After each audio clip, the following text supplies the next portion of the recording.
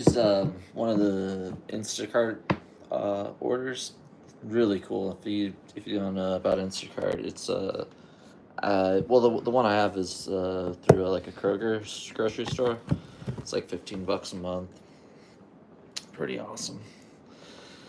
So for this, we're using a pizza dough that I've already prepared. Last night I was a little too tired, so didn't make it last night. So I just threw it in the fridge, which technically is a good way to do it anyway. So I got this pizza dough. Just got to put it in a Pyrex bowl overnight, and a little oil in the bowl first, just to keep it good. I think with this particular dough, you're supposed to be able to make two pizzas out of it, like separate it in half. But the way I do it, I like to use the full dough. Kind of makes it really bready, delicious. Like not the taste wise, but the texture, like the thickness of like a DiGiorno crust. Yeah, so this is just 4.5 cups of pizza flour and 1.5 cups of water. Throw that water in the microwave for like 30 seconds, and then that gets it up to about 80 degrees. That's for your yeast, so that your yeast can be happy, not get shocked when they wake up with all the sugar, right? And you put a teaspoon plus a tablespoon of sugar. I like to use like natural sugar instead of the bleach stuff because I don't really like bleach in my food. And then it's just a teaspoon and a half of salt, and then I put in a bread maker, and so with the two tablespoons of active dry yeast, but I use the bread machine yeast. And just press a button and it makes my dough for me, so it's pretty nice. But anyway, we're just gonna make a regular pizza, and my wife, she kind of wanted a little bit of meat on the pizza, so got some pepperoni. So I'm gonna slice up some tomatoes, got the mozzarella, and we use Newman's Own spaghetti sauce, and I throw a little bit of maple syrup on there, and just like kicks out all the acidity and makes it delicious. So, and then I got a little bit of basil right there. So we're gonna get started. Enough talking. Gonna get my baking pan.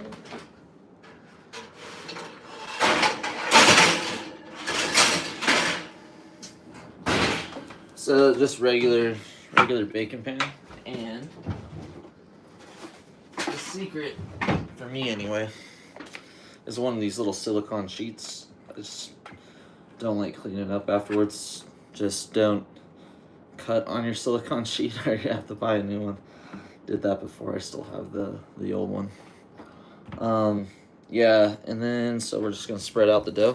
I threw in some herb de Provence in there, about 2 tablespoons of herb de Provence inside, and that just kind of gives you something nice on your crust, a little bit of, and dust, makes it smell good when it cooks. So I just kind of like let the dough kind of do its thing, stretch it out a little bit. Don't really like to do anything too crazy with mine. Stretch it out, lay it out, stretch it out, lay it out.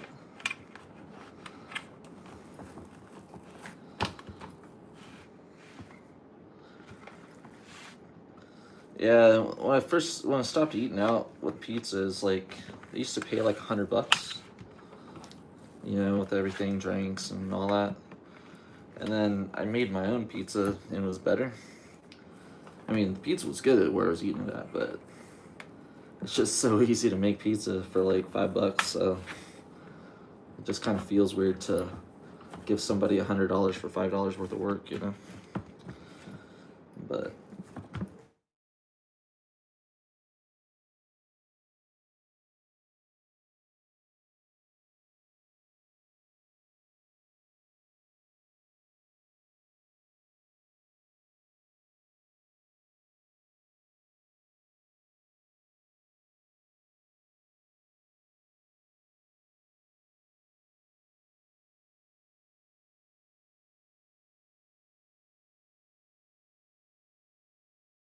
it doesn't retract anymore, so really easy. I hate eating the frozen pizzas. It kind of makes my stomach feel like I ate like a whole bunch of cardboard, you know? So, I don't know if anybody else has a similar feeling of pizza like that, but yeah, the bread machine, I think it takes about an hour and a half. So, to make the dough, stretch it out. And then from right there, you don't even need to put it in the fridge or anything. You can just spread it right out, right on your sheet, like I'm doing right now. So that's not necessarily a prerequisite. It does change the flavor of the crust just because the yeast has more time to eat the sugars, and it does it in kind of a different way since it's at a lower temperature. A lot of chemistry stuff going behind all that. A lot of chemistry in food, actually. That's why. And Grignard reactions and such. But yeah, so just getting it spread out here. I'm gonna try a little something different just so it doesn't stick so much. I'm gonna do it kind of like that, just so, but where the edges aren't exactly touching, and see if that helps me when it comes to taking it off later. Yeah. So one thing about letting it sit in the fridge is it's had time to diffuse all the flavor, you know, instead of just having the hour and a half. There's a cold setting process, I guess, in food too, so you won't get anything too crazy. Okay, so next thing I like to do is just grab some maple syrup. Just get a jug. Of course, this is Vermont maple syrup. My buddy from Canada would suggest Canadian maple syrup. That's a whole thing. And I'm just gonna be not too liberal because you don't want to eat a dessert, but other thing, you can make dessert pizzas too with peanut butter, but I would just put peanut butter on there and then mozzarella and kill it. Maybe some actual peanuts just for a little zest there. Alright, and then I use Newman's Own just because this guy's kind of cool. It's like a non-profit company, so all the profits go to charity. So I think, oh, that's kind of nice, and he makes really delicious sauces. Newman's Own marinara. And then I'm just gonna throw that on there. And since it's a marinara sauce, it's gonna be a little bit on the wet side compared to like proper pizza sauce. Just take a spoon and spread it out there.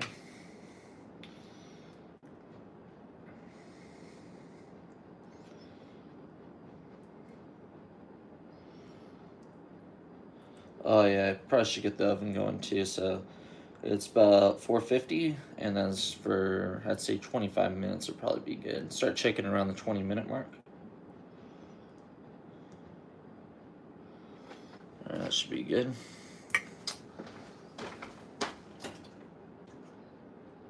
Oh shoot, I forgot the conversion 450, but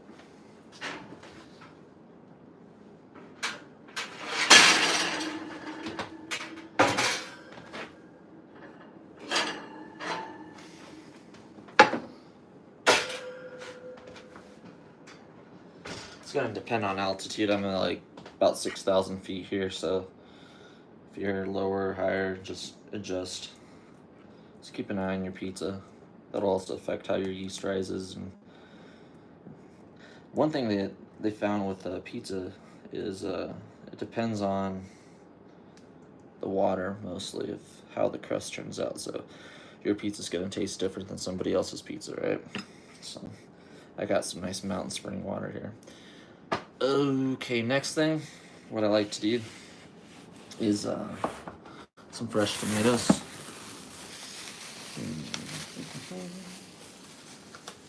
And for some reason, I always like cutting with my own knife, so I'll be right back.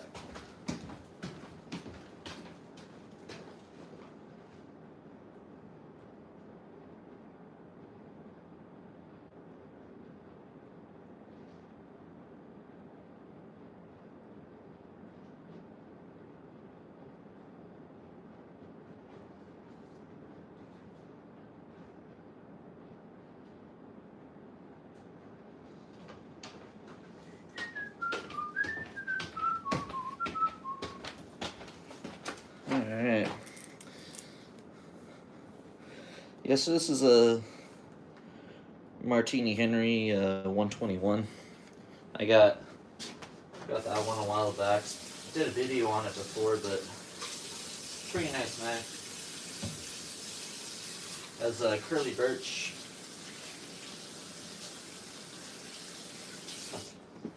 Curly birch on it, so I was shooting. I got my fresh Roma tomatoes.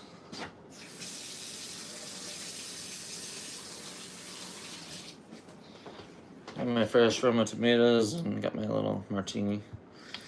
Yeah, they make a good knife. It's a finished blade, finished steel.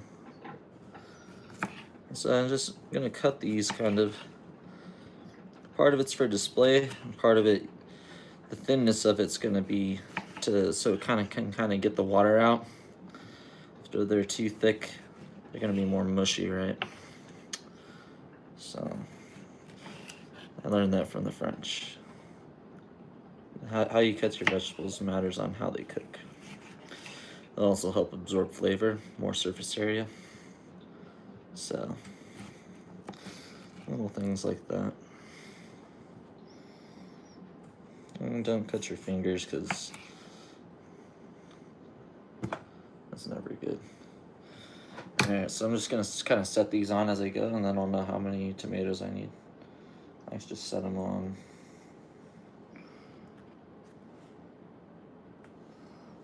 Regular.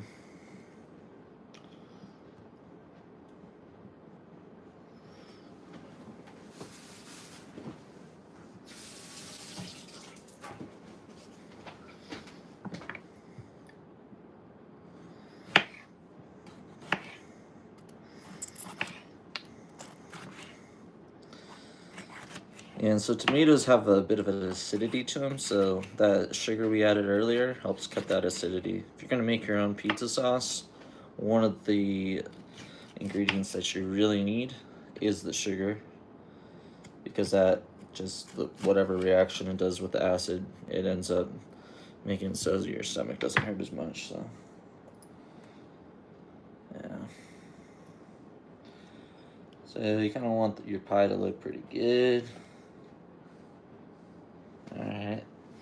Now, basil, so you can, I used to use spinach just for like a little bit of leafiness to it. But I'm going to use basil because it's more traditional. And it smells just perfect, so. But I don't want it full leaves, of course. I mean, it might look nice for a picture, but I kind of want it broken up. That's gonna, because these leaves, they kind of hold in all that smell and flavor. So I kind of want to open that up for my pizza. And so depending on how you want to do your thing, if there's too much flavor, too little, you can adjust. So I'm just gonna kind of hand do it, and then just sprinkle them over on the pizza. So here's what we're looking at like right now. Let's see. There you go. That's why it all kind of decorated, because presentation is most of it, right? And depending, you can add layers of cheese in between some of this stuff. Depends on how wild you're getting.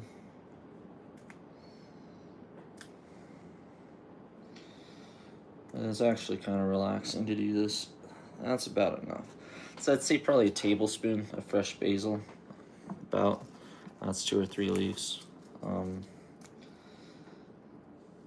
Being a good cook, you kind of just have to know how much is too much. Alright, and then I'm going to put some pepperoni on there. Kind of like the chopped pepperoni. I couldn't really tell when I was ordering this online, but yeah, I just got the little tiny slices of pepperoni. And then I'm just gonna add that kind of however. Kind of keep it clean looking. This will have like a lot more grease, so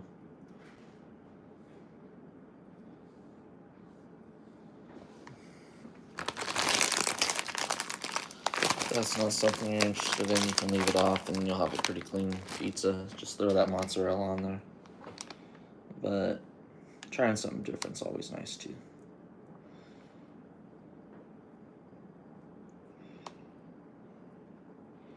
I like to put the cheese on top, so it helps kind of seal in all that flavor. You don't lose it all, and your toppings don't get kind of too much heat to them, which could change the flavor. Alright, now for the cheese, which is off camera.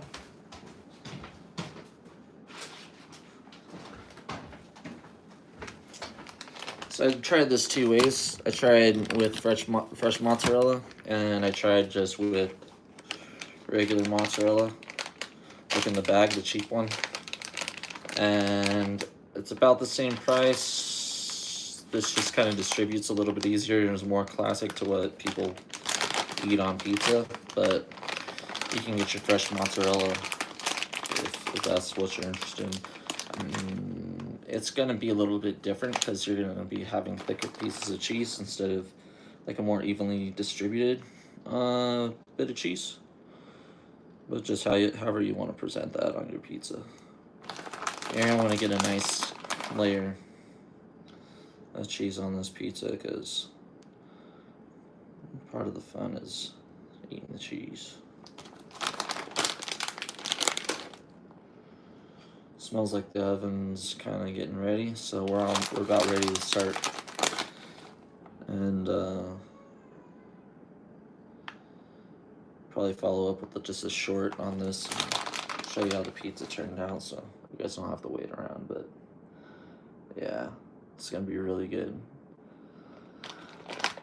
Save yourself $100 and have a delicious pizza and a relaxing time making it. So that's what we're looking like. We got just a cheese filling up all our toppings and put in the oven about 25 minutes at 450 Fahrenheit and convert that to Celsius. Yeah, pretty easy and easy to make, delicious. Cheers.